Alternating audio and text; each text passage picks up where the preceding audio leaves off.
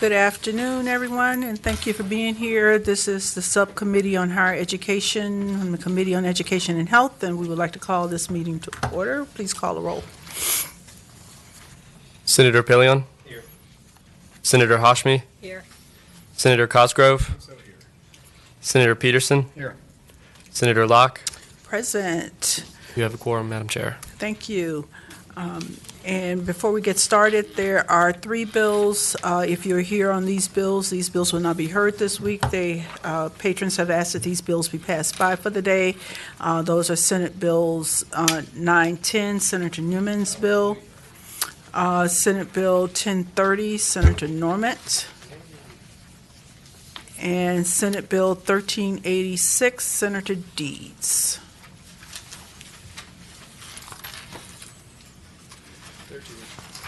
1386.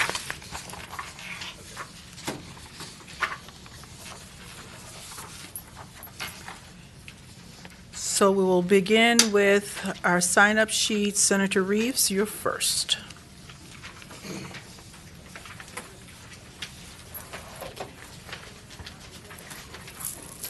So we will begin with the Reeves docket. Thank you, Madam Chair. Do you have a preference in order? Yep.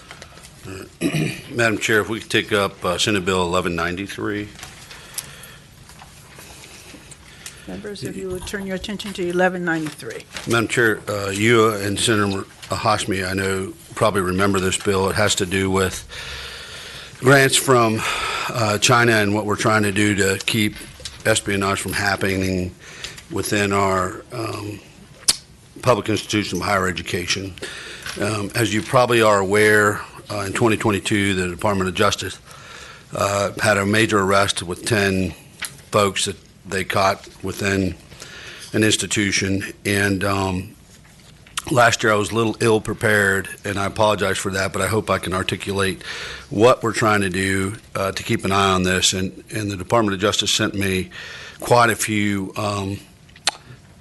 charges that they have placed and prosecuted from 2021 all the way back to 20, and it's so many to list that I'm happy to supply it to the subcommittee if they want it, but it was actually damaging a lot more than I thought there were. But what this bill does, it's not meant to stifle professors and university faculty. It's trying to bring transparency to the university on some of these grants from the Chinese Communist Party that come over. And it's just going to require that they disclose to the council all financial payments received from foreign governments. And if they are participating in a Chinese-sponsored talent recruitment program or receive Chinese-funded grants, it's going to prevent them from doing that. And that's the bill. Pretty simple bill. Are there questions? I got a few. Yeah, Senator Peterson. Yeah, Senator,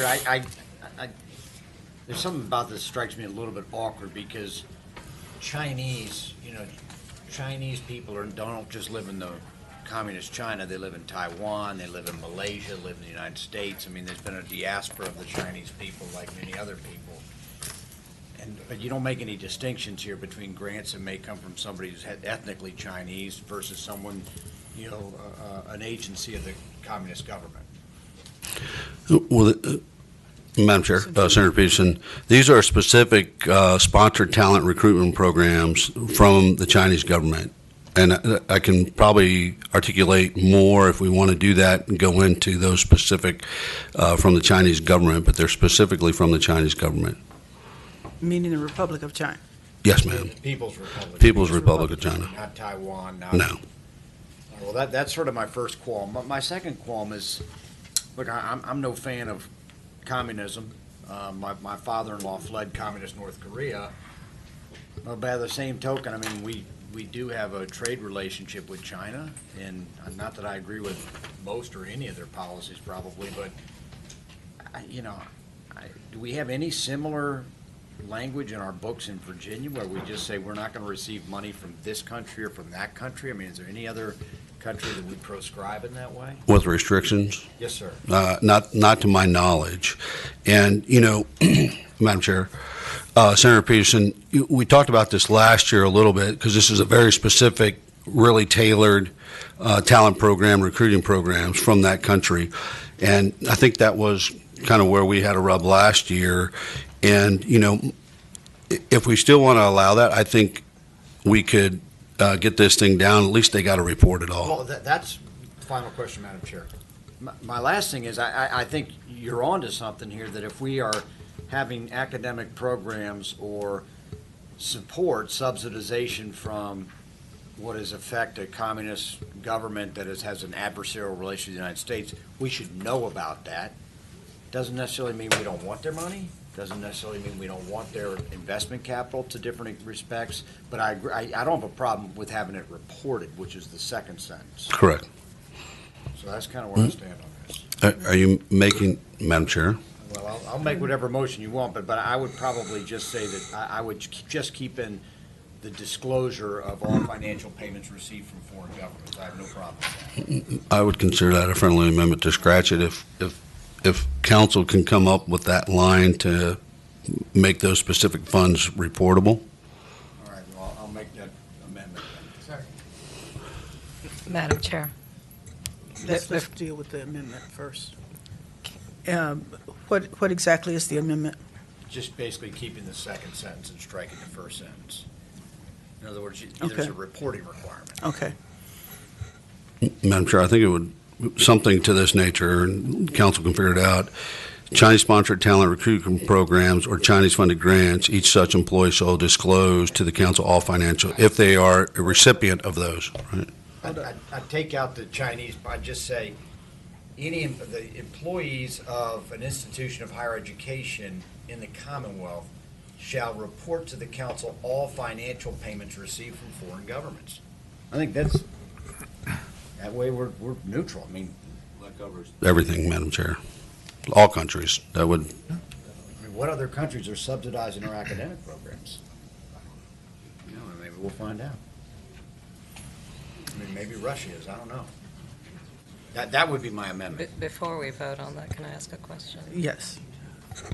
Thank you, Madam Chair. Just a question for perhaps our institutions of higher education who are here in the room, as well as Chev. It's my understanding that our public institutions already report the extraneous funding that they receive from any entity, whether it's domestic or international. Am I incorrect in that understanding that our institutions already report that information? Can someone answer that question? Sure. Annie Gibson, ODU. We do internally report all foreign and domestic already. Sure. I don't know that we do it to Chev. So I can say that we do have it at least compiled from a research perspective, both from domestic and foreign. I don't know about Peter's.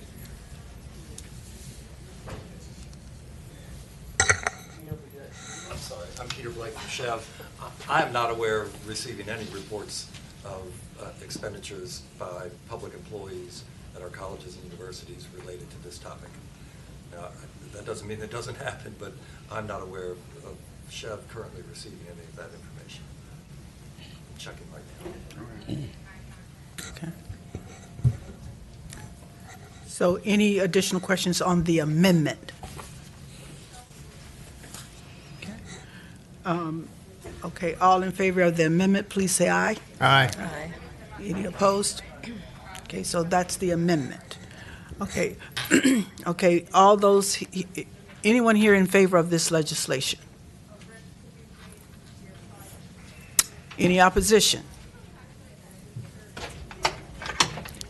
Eerily quiet. Okay. Move to report as I move amended. the report is amended. Okay, we have a motion to report Senate Bill 1193 as amended. All in favor, please say aye. Aye. Any opposed? I'm a no. okay. Okay.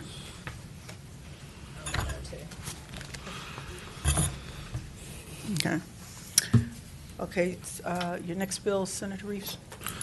Madam Chair, I believe the next one is Senate Bill 1202.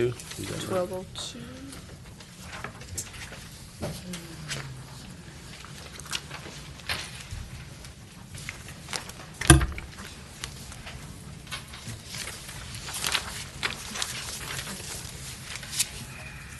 has in-state tuition eligibility.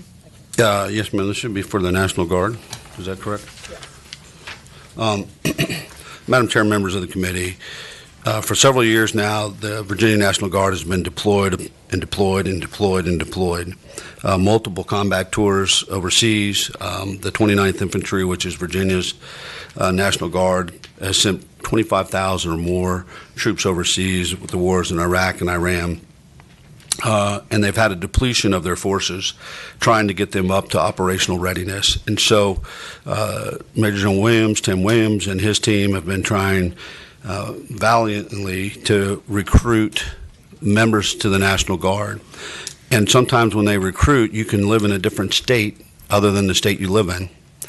And we would like to keep those guardsmen here so they can respond to natural disasters. And one of the things that has come through their process was if they're serving and they're working and they're in the Virginia National Guard, which they get called up all the time, they would like to try to go to school here. This would allow those guardsmen, which isn't a huge number, and I think Cassie Russell is here on behalf of the Guard to speak to the bill as well, but an opportunity as a recruiting tool to give them in-state tuition should they attend a educational institution of higher learning. That's the bill. Any questions on this bill? Madam Chairman, Senator Cosgrove. I'll just make a comment. Having served in the reserve components in the United States Navy, we actually have people who do live outside and domicile themselves outside the Commonwealth of Virginia, many times because a particular squadron or activity to which they belong is headquartered in Virginia. So if people ask why, are we doing this for people who live outside the Commonwealth, people from Maryland will come to work in a reserve or guard component outside the Pentagon. Same thing with Tennessee, same thing with West Virginia. Okay, those here in support of the bill? Anyone here in opposition? Move to report. There's a motion to report. Don't be so enthusiastic, Pillion. Okay. It's been, okay. It's been moved and seconded that So was Senate his Bill brother. 1202 be recommended for reporting. All those in favor, please say aye. Aye. Aye. Any opposition? Okay. So, Thank you, Madam Chair. I bypassed SB 1197, Public Institution of Higher Education Transparency. Madam Chair, this is a governor's administration bill, and it highlights some of the things that they think should be disclosed. This bill increases transparency by adding additional individuals in the DEI and the government relations to the already required list of executive officers, the institution, that are required to report on, and also requires the institution to disclose the value of the contract lobbying services. It doesn't prohibit the hiring of these positions, simply reporting their title and salary. The report is currently found on the reports to the General Assembly website. I have a whole list of talking points here to go through it, but the bottom line is there's some things that aren't being disclosed. This would require some of those. Monies devoted to DEI salaries alone in 2021 could have funded more than 1,100 full-time tuition scholarships for Virginia students in financial need, according to the report. So this is a disclosure bill and transparency bill, so we can see who's getting paid and who they're getting paid by. any questions? Question, Madam Chair. Thank you, Senator Reacher, for presenting your bill. And just a quick question, around this concern around DEI officers in our institutions of higher learning. Institutions of higher learning are not the only state agencies that have DEI offices, and I'm just curious about the focus. Why are our colleges and universities being highlighted in this bill for requiring such reporting when other state agencies are not? Madam Chair, Senator Hosmy, if we'd like to include other agencies in the government, I'm happy to amend the bill to include more. That was not my question, Senator, but I was curious about the rationale behind this bill in terms of pointing towards our institutions of higher education. Madam Chair, Senator Hashmi, I think the administration is here to speak on that behalf. That's not the administration. Yeah, I have the same question that it specifically, you said something about the funding of scholarships and financial aid relative to how much is being funded for DEI officers in particular, and that although there are other things being requested in this legislation, it particularly points out DEI officers, that somehow this particular piece of legislation seems to be aimed at diversity, equity, and inclusion officers in particular, and that is what is giving me pause. Those in support of the legislation? Senator Locke, members of the committee, my name is Josh Humphries with the Attorney General's Office. Just to clarify, this is a bill that the Attorney General's Office supports. I think Sarah Spoda from the administration is here, and I'm unsure of their position at this time.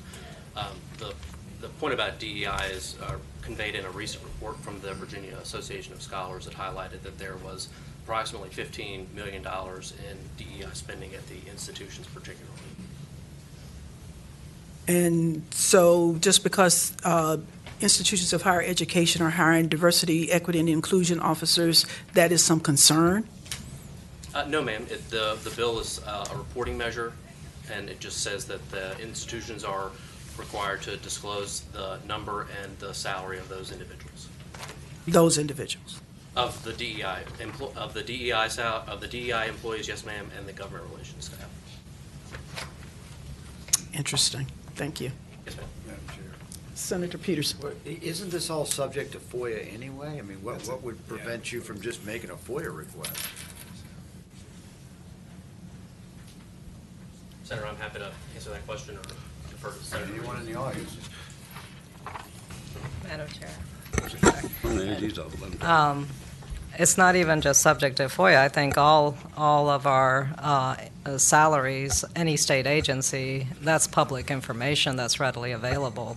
The salaries and the position titles of any state agency is already publicly available without needing to FOIA it.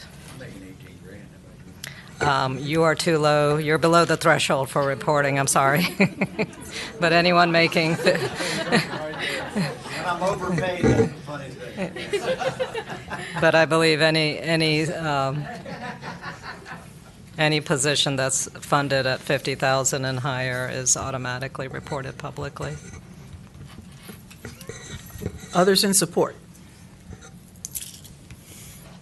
Thank you, Madam Chair. Megan Ryan with the Virginia Coalition for Open Government, and we do understand that there's some disagreement about this particular part of the bill, but we would urge you to look at the rest of the bill, which encourages more disclosure of financial compensation of president's contracts, which is often not just what they're paid as government employees, but is supported by contracts that are not necessarily publicly available, as well as there are many other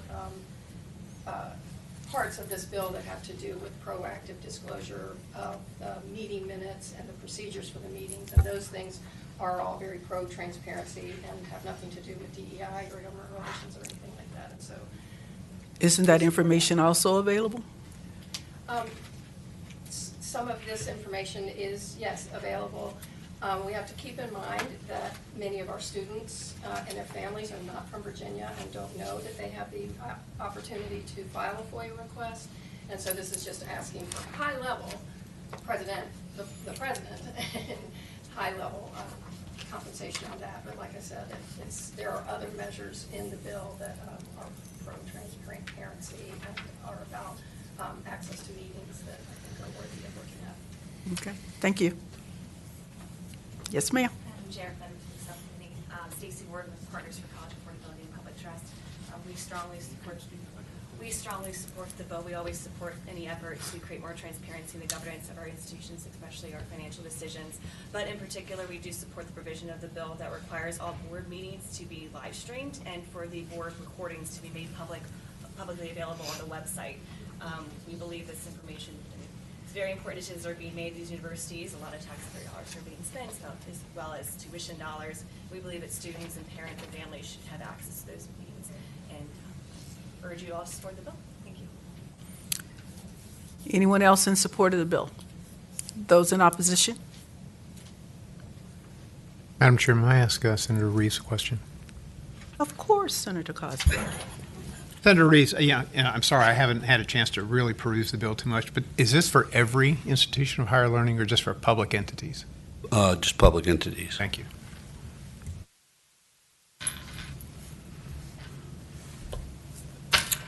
Okay, any other questions?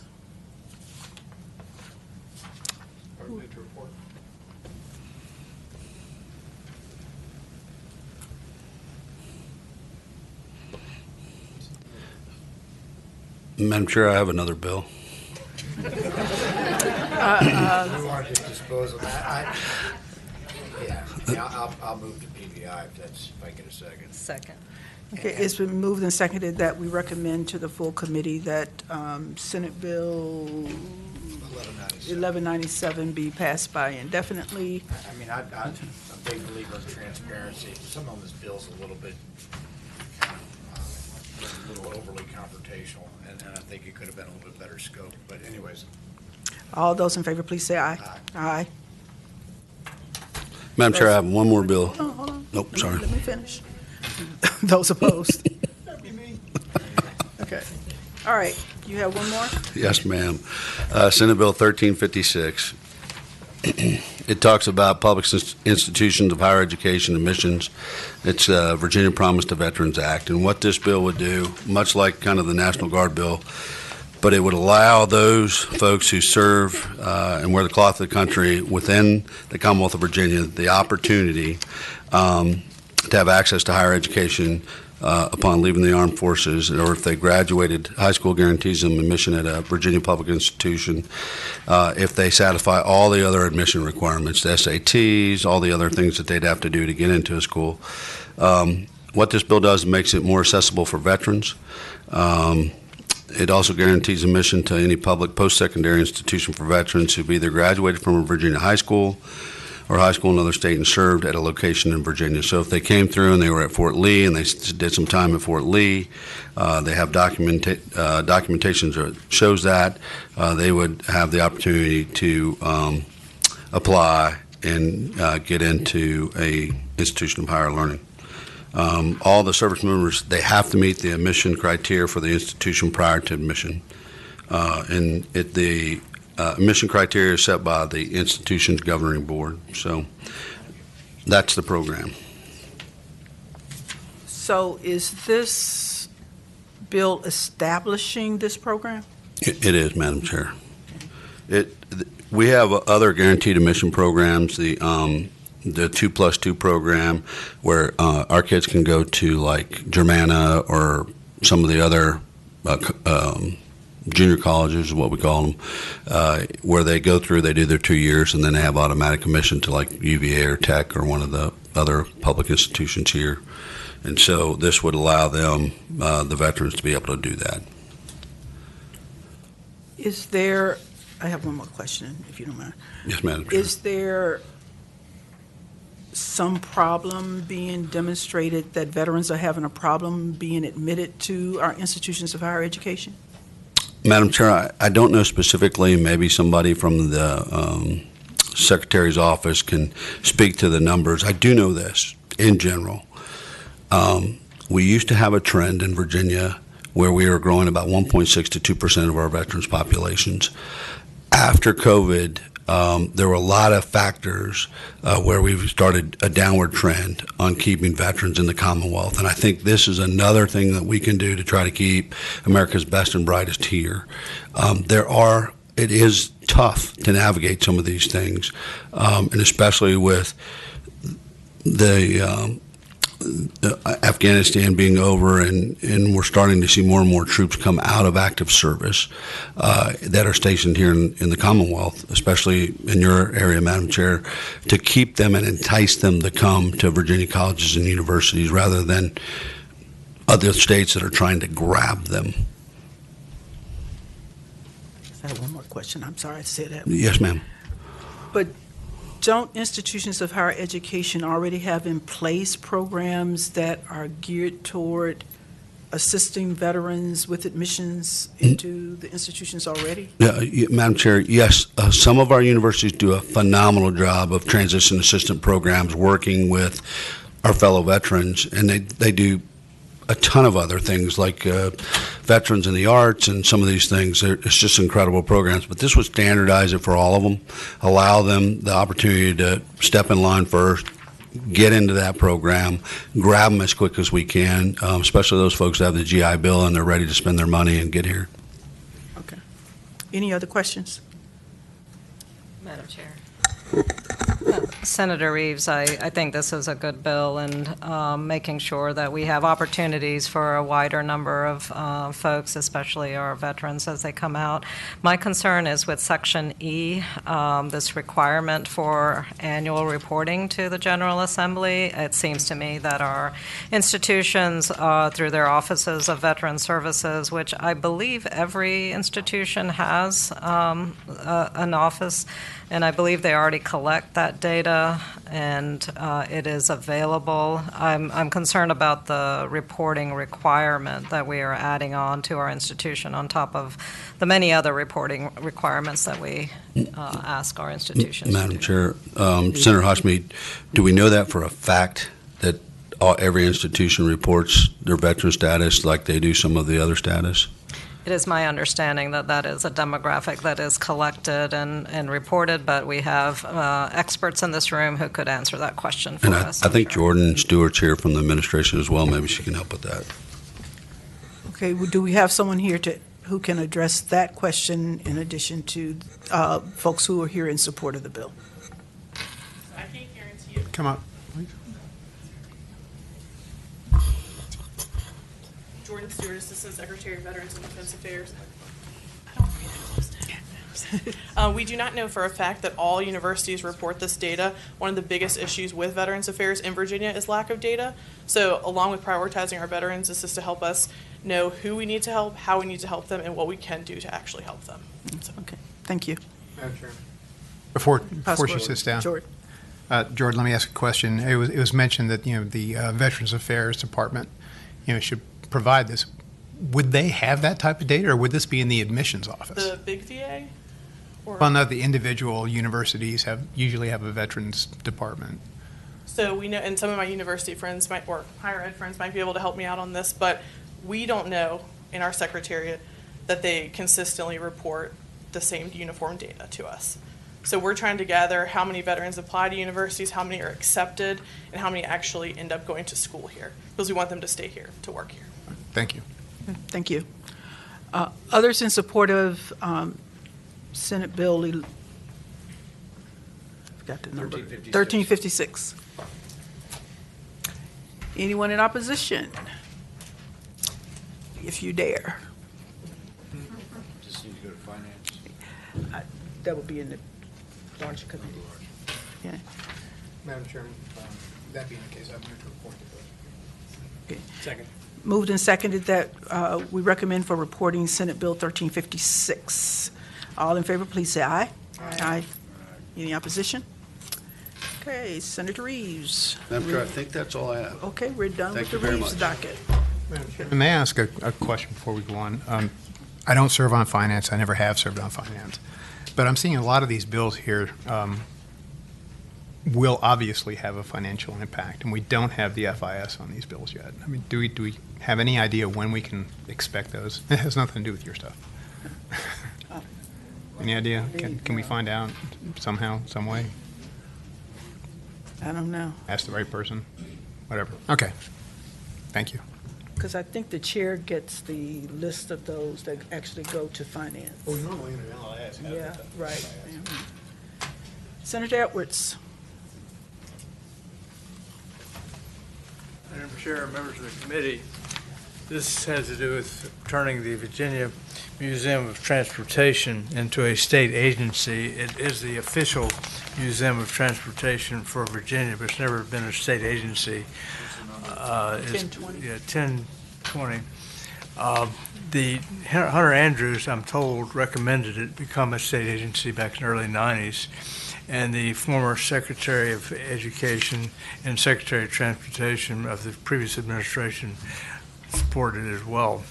Now, we got $500,000 last year, and it's just recently been obtained, and there's some people here. Bill Elwood is the lobbyist, and some people from the Chamber of Commerce, as well as the city lobbyist, Kathy Burcham, are here to explain it further. But it would be an important adjunct to public education. A lot of school children come not only for railroads, but we have air, and we have automobiles, and it's a growing facility, and it could be benefited. The public education could be benefited tremendously because a lot of children do come to visit the Virginia Museum of Transportation. If you haven't been there, please come. The Roanoke exists because of the railroad. Without the railroad, there would not have been a Roanoke. What happened was the North-South Railroad, Shenandoah Valley Railroad, and the Tennessee-Virginia Railroad, East-West Railroad, merged and became Roanoke, and then in 1884 became the third city of all Virginia, Richmond, Norfolk, and Roanoke. And it grew magically. And so it's very important to Roanoke, but also to public education. And so I'd like to, is Bill here, Bill Elwood, he can explain it better in more detail than I can. Okay. Senator, you did a fine job. I'm Bill Elwood, representing the Virginia Museum of Transportation. As the senator said, transportation has a long and rich history in Virginia. From the very beginning of the country's history, the first river navigation, the turnpikes, the road networks, railway, aviation, space industries. Virginia has had an important role in transportation. The museum documents and educates all Virginians and people from around the world on that history. It's been run privately for 60 years, even as the senator mentioned, it was designated as the Virginia Museum of Transportation. Giving it a state agency status will allow it to continue to expand. It's a very important educational and tourism role, not only to keep a spotlight on Virginia's history, but also look forward to new technologies in transportation, green energy. There are some folks here from the Roanoke area who support this, but this is not just about Roanoke. This applies to the whole state. Thank you. Others here in support of the legislation, if you could briefly give us your support. Yes, Madam Chair. Terry Durkin with the Roanoke Regional Chamber of Commerce. We support the bill. Thank you. Okay, thank you. Madam Chair, Kathy Bircher representing the city of Roanoke, and this is a priority in their legislative program for this year, and we support the bill. Thank you very much. Anyone here in opposition to Senate Bill 1020? Madam Chairman. Okay. Senator Cosgrove. I think Senator Edwards, I think it's a good bill, okay? However, there are different areas that specialize in transportation. There's this little museum in Hampton about aerospace, which is incredible. If nobody's been there, you need to go there because it's really something. We also have Fort Eustis, which has a transportation museum is dealing with the armed services.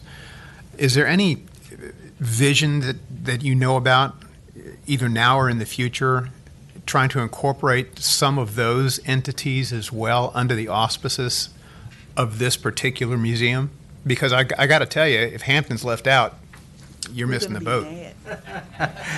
Well, I don't know of any discussions, but the Virginia Museum in Roanoke is the, quote, official museum of transportation. It's not only railroads, as I say, but air and automobiles, and even has, a hobby kind of electric trains in there too. And it's a great place for people to come and visit and to learn about transportation. I mean, we have air, just I guess you all do too, but it's not, be happy to work with anybody else, but I've not heard any discussion about that. Madam Chairman, if I might, and I'm going to vote for your bill, but I think we might want to amend this bill later, either in committee or on the floor, to try to incorporate those entities that I mentioned before as being part of this museum effort, because basically, Roanoke's a long ways away from a lot of other places in the state. But if we can kind of have an umbrella organization, I think that would be beneficial to the taxpayers and for those who want to be instructed in transportation. Okay, any further discussion on the bill? Move to report the bill. Second. Moved and seconded that Senate Bill 1020 be recommended for reporting. All those in favor, please say aye. Aye. Any opposition? Thank you, Madam Okay. Chair, and Thank members you. of the committee. All right. Senator Deeds. Madam Chair, I had two bills. I understand that one of the bills, 1386, has already gone by for the day. Yes. Working on some language on that. I've got 1307. Since 2015, the Board of Visitors at UVA's had a faculty member, but the faculty member has not been a matter of statute. This simply codifies that. Generally, in the past, the faculty senate has picked the member. This bill adds a staff member that lets the staff pick that person. These members are not voting. A staff member, faculty member would not be voting members. Basically, ex officio. As I said, this simply codifies what's happened at UVA for the faculty since 2015. Any questions to Senator Deeds? This is just UVA? This is just UVA, yes, sir. Though I don't think it's a bad idea anywhere. Madam Chair, Senator Pillion? is this coming from UVA? Are they requesting? No, it's not coming from UVA. I can imagine. That answers your question. Okay. Madam Chairman? Senator Can we ask the Cosgrove. genesis of this bill then? So, some of my constituents suggested this. Would, Madam Chairman, I think some of them will be here once that people start talking to this bill. would those constituents have been either faculty members or staff of UVA? Some of them have been faculty and staff. Yeah, that's what I thought. Thank you. Those in support?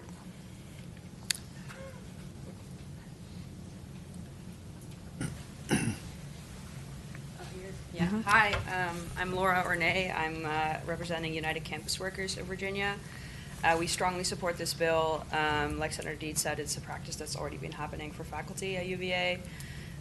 We think that faculty and staff are the people who are on the ground every day, talking, working with students, doing the actual work, so they know best how to, I think, improve the university and make it the best it can be.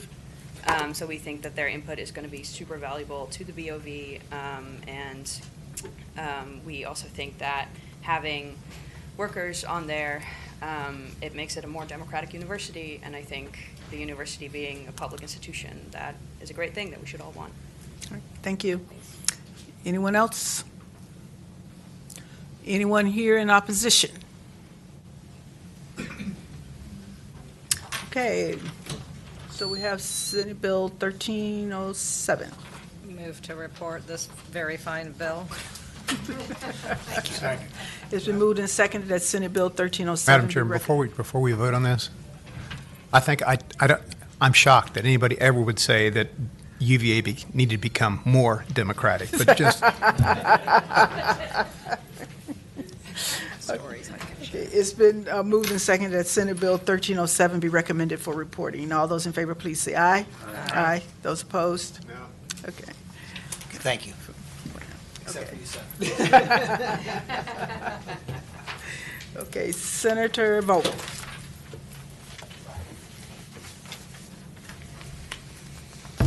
Senate Bill 1373. 1373. Good afternoon, Madam Chair and members of the committee. This is a bill that's part of a larger package of human trafficking bills that came some last year and some this year. And this, not very many come before this committee. This is an Attorney General's bill, though, and it deals with education and prevention in higher ed. And what this bill would do is attempt to integrate some of this into the first year of college, and it would require our public institutions of higher education in the first year orientation to include some education and awareness of human trafficking. And I think that as part of our effort in the Commonwealth of Virginia to address human trafficking, Washington, D.C. being the #1 city, highest ranking city in the country for human trafficking, and Virginia being in very close proximity, I think we have determined that younger people, especially those who are living away from home for the first time in their lives, who do not have a lot of money and who are not aware of the issues related to human trafficking, that we believe this is a very vulnerable population. And I think that it has been the case that people who've done a lot of research believe that at least some awareness and education for first-year students would be wise in the part of orientation. So that is simply what this bill does, and it encourages other non-public institutions to do the same. Okay, so one of the questions that came to me had to do with implementation. And there's nothing in here that says, can this be done online, or does this have to be done in person? There is nothing in here that stipulates either way, so I would assume that it's up to the governing board to make that determination. So, like our ethics training, you might be able just to go online and complete it and watch it. That is not prescribed in this language, and I don't know if the Attorney General's office or someone else smarter than I would like to speak to that, but I'm not. Certainly my position is not to make this onerous or difficult, but simply to create some opportunity for awareness for incoming freshmen. Other questions? Madam Chairman.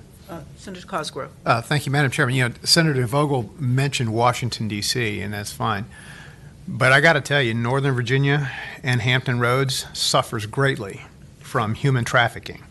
There's been numerous instances in the newspaper of trafficking rings and gangs, and I think having college students be more aware of what's actually happening around them will help in trying to, get rid of that heinous practice. So I think it's a great bill, and I thank you for bringing it forward. Okay, are there those here in support of the legislation? Anyone here in opposition? Can I just ask a couple questions? Sure, Senator Peterson. Okay. Last year, we had a bill on hazing awareness. I think in other portions of my career, we had bills on sexual assault awareness. We probably should have a bill on opioid drug use awareness, because that's probably the biggest pot, but especially opioids, probably the biggest #1 killer for accidental deaths right now. I guess my question is, Where does it stop, Where does it stop? Madam Chair? Right, I understand. Where does it stop?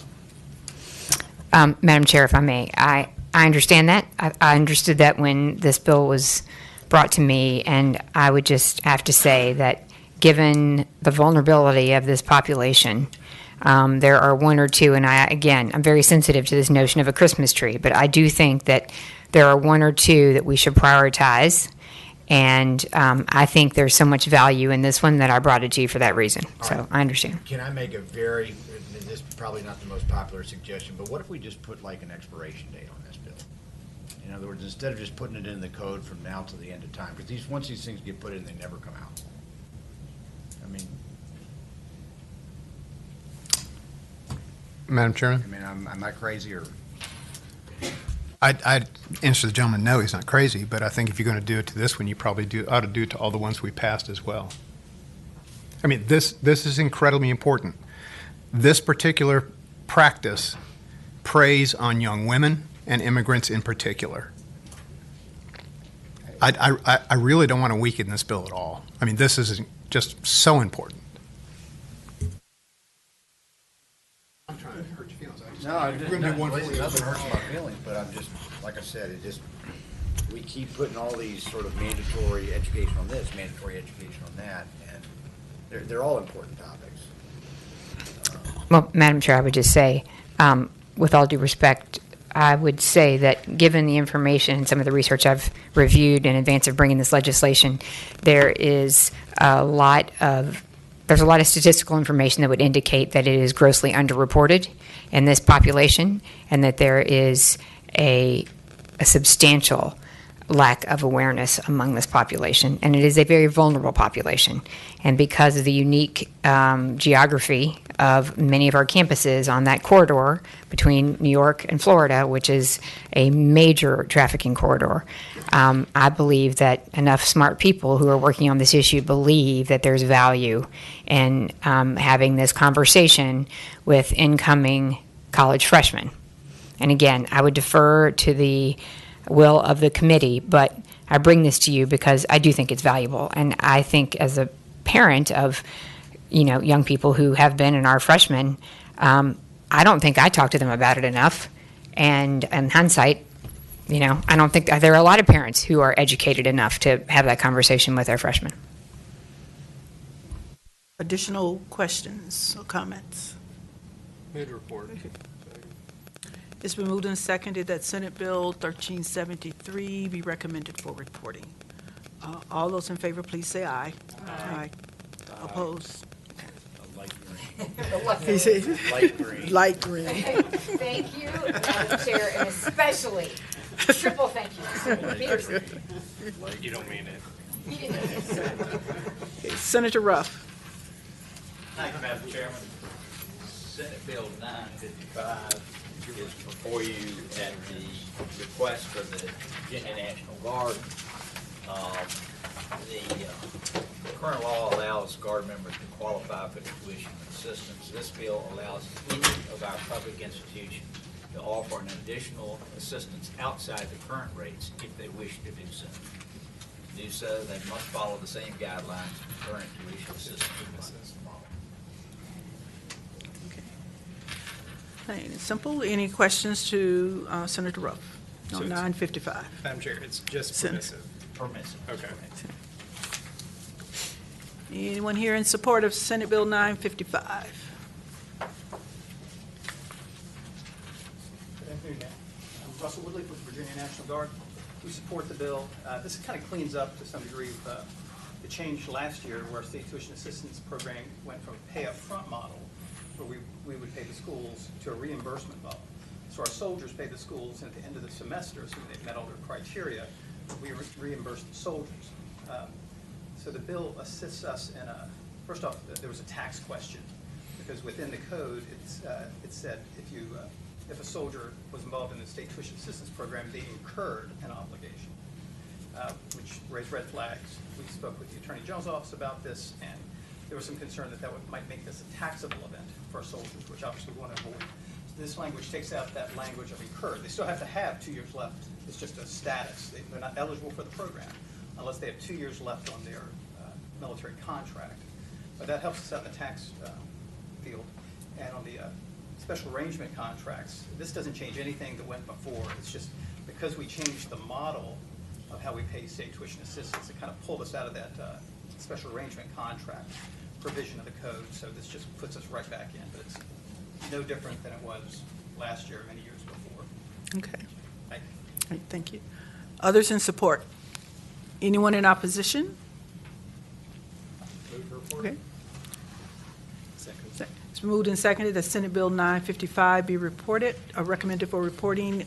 All those in favor, please say aye. Aye. Anyone in opposition?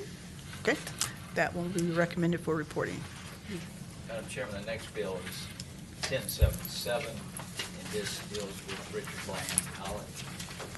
This legislation will create a separate board of visitors for Richard Bland College.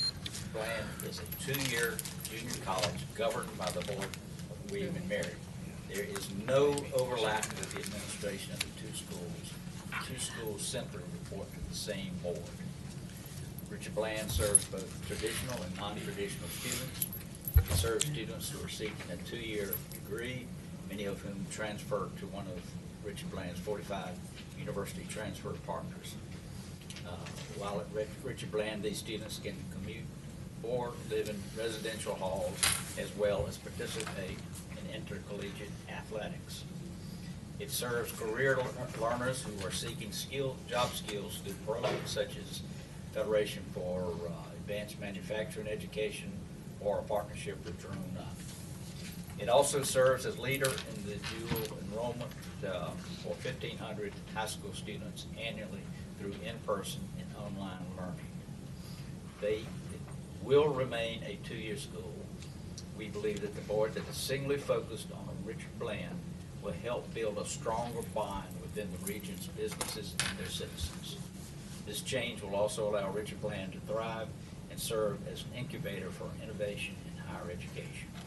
The president of Richard Bland is here. If you'd like to hear from her or something proposed. Senator, I'm sorry. you may ask the same question I'm about to ask. Go ahead. I know what it is. What's the difference between your bill and Senator Norman's 1050? Well, he's willing to roll his and mine, but that's for him to say. Oh, okay. That's what he told me. Oh, okay. It's moved and seconded that Senate Bill 1050 be rolled into Senate Bill 1077. All those in favor? Yes. If I ask, Senate Bill 1450 deals with governance. What's 1450? That's Senator Norman's bill. dealing with Richard Bland College? That's 1450. 1450. 1450, not 1050. Right. I'm sorry, I wrote it down wrong. All right, I amend my motion 1450. to rule 1450 to 1450. 1077. Second. Okay. It's been moved and seconded that Senate Bill 1450 be rolled into Senate Bill 1077. All those in favor, please say aye. Aye. Aye. Those opposed? Okay. Madam Chairman, before I hear from the President, there were a couple of amendments that needed to be added to at the request of Lady Mary, I believe.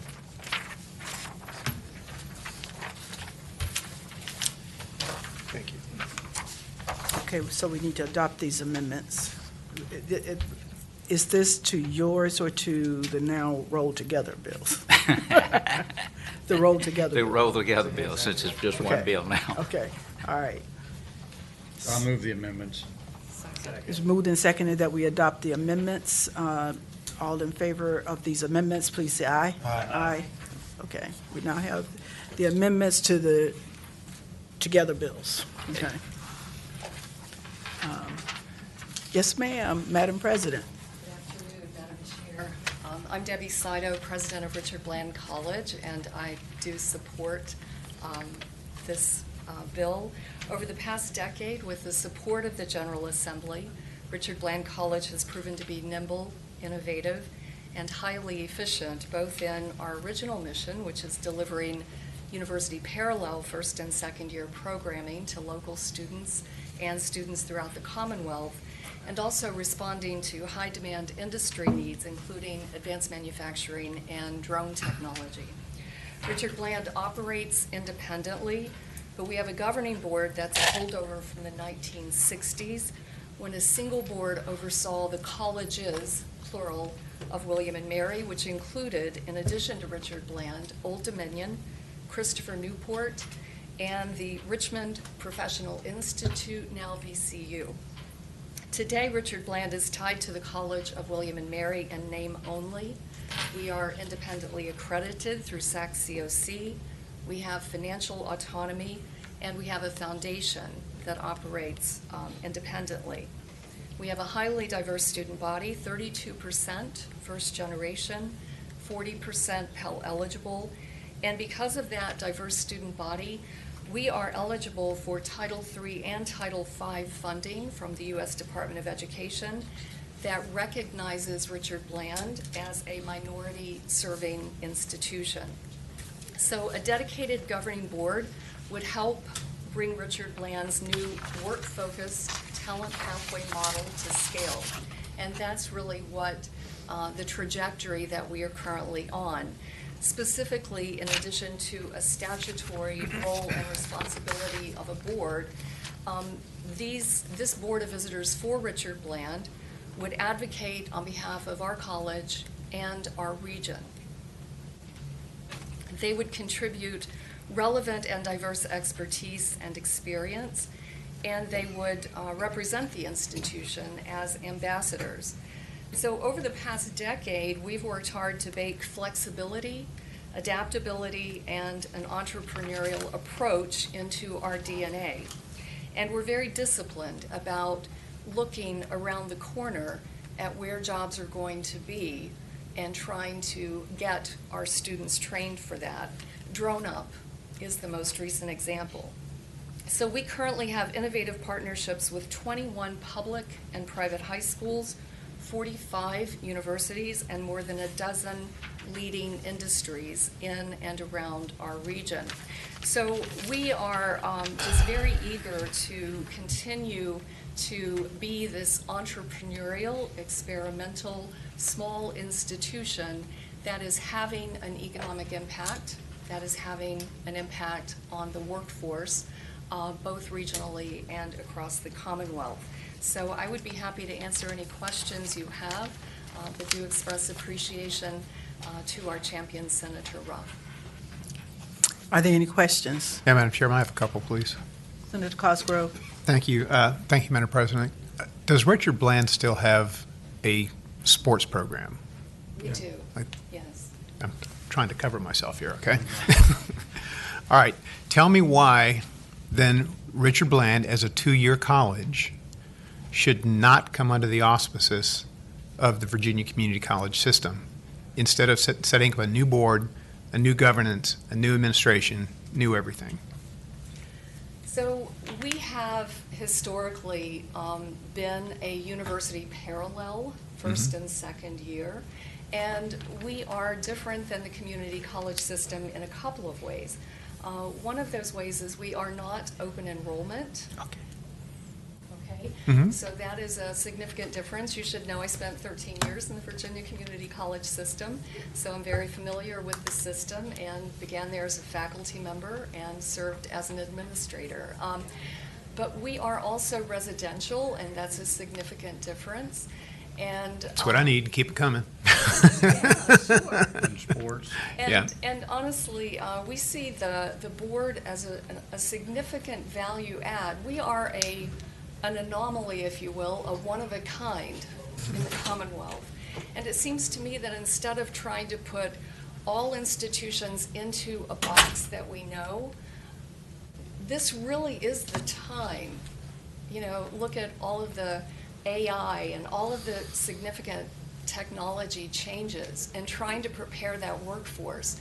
I think the more you tap the innovation of your unique institutions of higher ed, the better opportunity there is to find new solutions. I think those are great answers to what I needed. One final question.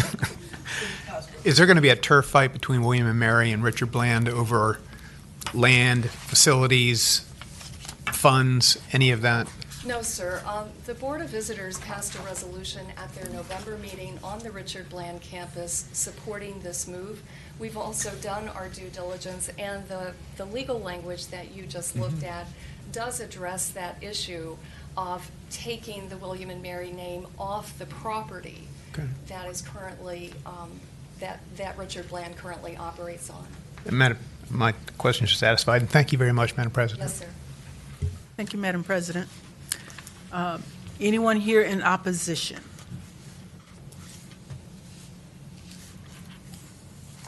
All righty then. Okay. So we have Senate Bill 1077 as amended, and this will be a substitute, correct, Julia? Okay. All right. Okay. All right. When it comes before the full ed committee. Okay. Me to report as amended. Okay. Give me a second. Okay. Give me a second. Second. Okay. Has been moved and seconded that Senate Bill 1077 as amended be recommended for reporting. All those in favor, please say aye. Aye. So does Senator Hashmi. Okay. All right. Madam Chairman, do I need to appear before the full committee since both of them are unanimous? It was unanimous, but it was.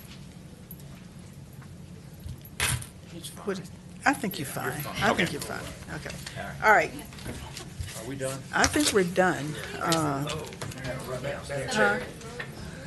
Peter, Madam Chair. Maybe. I have more information on the reporting of foreign relationships. I don't know if you want it now. I know Senator Reeves is not here. I could convey it to you in some other fashion, but I could tell you what I learned. I got to run down. Yeah. No, I think folks need to go. That's fine. I'll send it to me. Send it to me and I'll. I'll send it to the chair. Thank you. We'll just send them to next week.